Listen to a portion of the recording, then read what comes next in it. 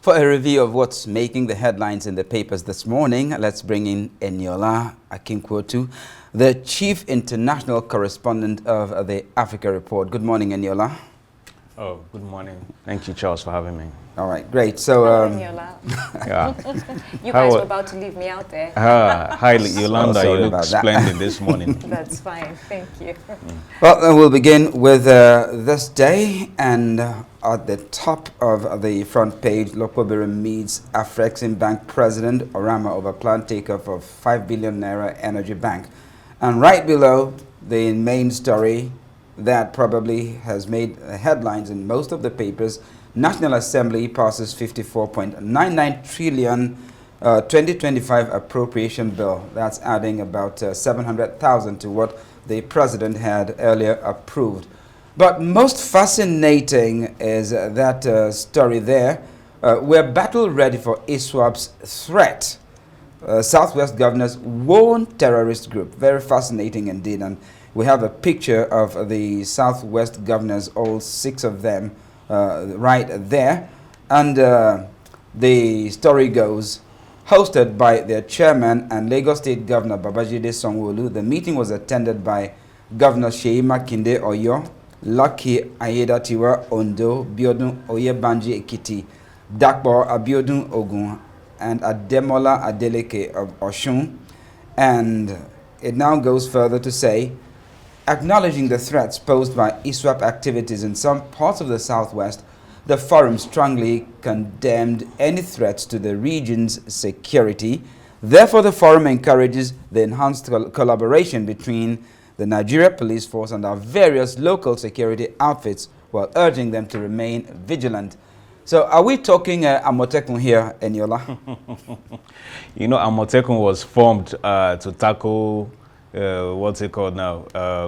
Cattle rustling and threats by herdsmen. So this one is a different kettle of fish, because we know how sophisticated ISWAP and their network is, and the weapons and the carnage, the destruction that they have perpetuated in the northeast and even parts of the northwest. So this collaboration is timely. But I mean, some months ago, they were talking about state police. That was part of the discussions at the constitutional amendment when the president said he was going to support it. And all of a sudden, we didn't hear anything again about it, because I think that is more important than what you're even saying. So yes, any kind of security arrangement is actually welcome, because we know that, look, the Southwest is still one of the most peaceful parts of the country. Seeing the carnage, the destruction that has been caused by Boko Haram in the last 16 years, they're still battling it, even though things have simmered down a bit in the northeast, but you're still seeing the activities in the northwest, you're seeing them in the north central. And of course, it's good that the Southwest governors are taking action. I hope that there's plenty of collaboration there, and other states can also follow suit with this regional collaborations. Or I am thinking that they are talking tough because they don't face that threat directly. Before, I mean, ISWAP is a threat from the far north. Actually comes in through the northeast. So there's the northeast there, then the northwest, and then the north central, and probably the southeast before. It's possible that they would be able to make their way into the southwest. So, I mean, when they're sitting pretty far removed from the ISWAP threat, isn't it ironical that they are already talking tough, as if they are under immediate threat? Oh, well, maybe it's just deterrence, or maybe it's a Trump strategy, just making all the noise so that at least make sure you do not do it, Probably that's what's happening. But I don't think the threat is as, big as, of course, other regions. It's just, I think it was because a few weeks ago, the DSS said in some court documents that they arrested some ISWAP members in Ilesha, in Osun State. And you know that Osun too has been facing some banditry, little banditry here and there because of the gold deposits that they have there. So we don't want another Zamfara on our hands, and I think that's why they're just doing this. It seems that wherever there is gold, in Nigeria. Oh yes, then terrorists you have the threat of terrorists love to insecurity. go for gold. Interesting. Well, let's move on to the Vanguard. It says banks limiting ATM withdrawal below 20,000 naira face a CBN penalty. Just below that, we have telecoms. MTN backpedals, reverses 200% data tariff hike. There's a small little rider there that says Labour demands sanctions over alleged impunity. I'm a little confused by this headline because I thought yesterday MTN put out a tweet, Eniola, concerning, did you see that? It had a bit of comic relief and a little, touch on the Valentine's Day type of, Valentine's in the air type of theme concerning how the customers should be more lenient and understanding with what's happening. So the backpedal, do you have more information on this? Yeah, I read the tweet yesterday too. What NCC approved for all the telcos was a 50% increase in tariffs. And all of a sudden I tried to actually buy data 2 days ago and I saw 200%. So I just waited. I haven't even, bought more. I just said, well, let me just pause on that. So it came as a relief because I use MTN, so I was really happy.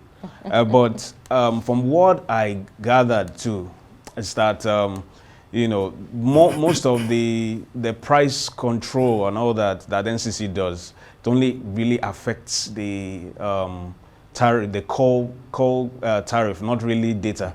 So data is more flexible in the sense that yes, telcos have more elbow room to set their data costs.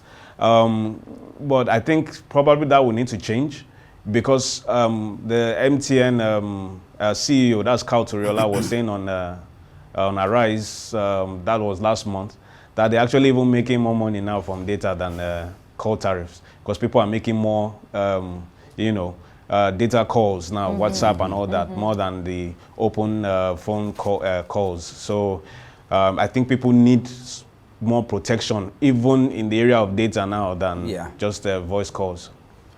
All right. So we now move to the Punch, the lead story there.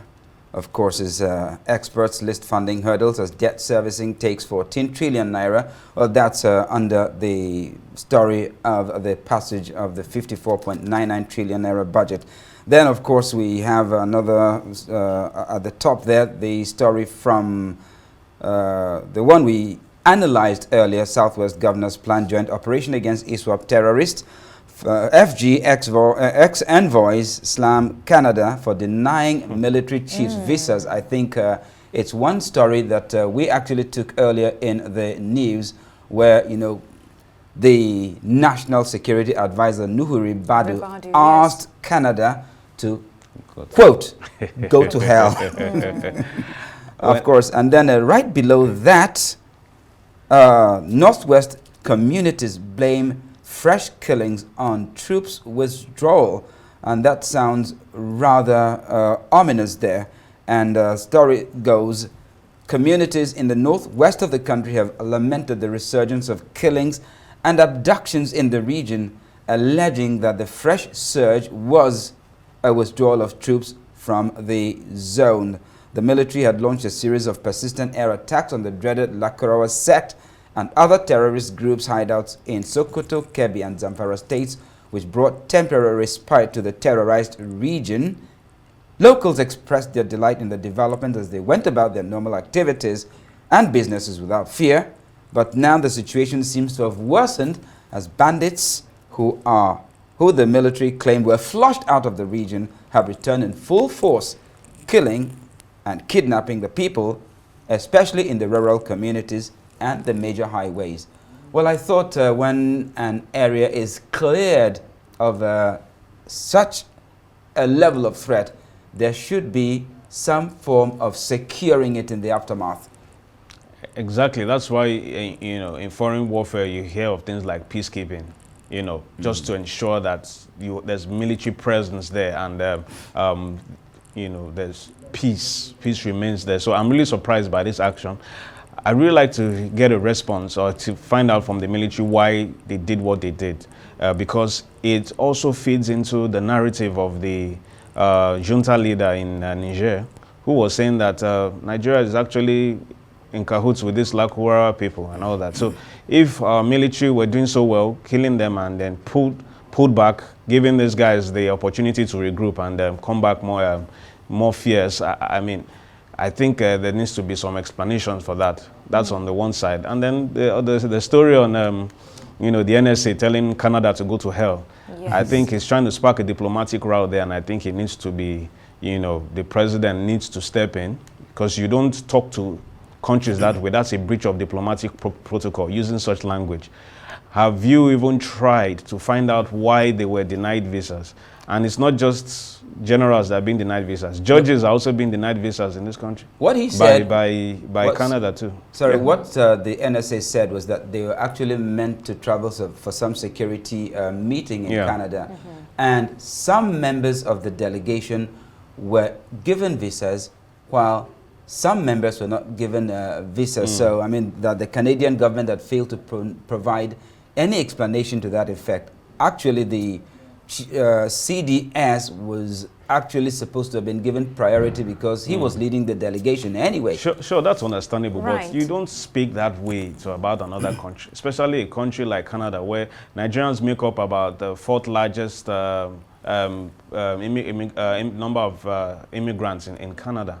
You know, when did it happen? It just happened recently. What diplomatic efforts have you put in place? What have you done? Have you exploited, you know, all diplomatic channels before you go on air to say, you know, go to hell? Canada, you need Canada more than Canada needs you. That's the truth. So I think, I mean, such language should be discouraged. And Yola, I'd like to come in here because I feel like there's two sides to this coin. And at this point in time, I'm not sure which side I'm leaning more on. You have some very valid points on diplomatic speak and what should be said and what shouldn't be said. Another point that you presented that I particularly liked was that we don't know the reasons why these visas were denied. Is it, you know, some lacking paperwork? We don't know what's happening there exactly. But as well, I'm also leaning to the side that Charles is trying to present, in that the report that we held earlier, Charles, Ribadu was saying what seemed to be sounding very patriotic and in some ways, you know, maybe not so diplomatic, but he was saying that this is a sign that we need to, you know, be able to stand on our own. Do you remember some of the words, Charles? Yes, of course. He said, look, this is an indication that we have to assert ourselves as a nation. We have to look inwards and make our country great so that we don't get taken for granted. So we're not at the mercy of... Exactly. That's what he said essentially. But, well, U.S. President Donald Trump has been a lot more irreverent in the language he has used about other countries. Trump is Trump. Yeah, you know, that's number one. And he's speaking from a position of strength. I mean, the U.S. is the biggest economy in the world, the most powerful country in the world, and all that.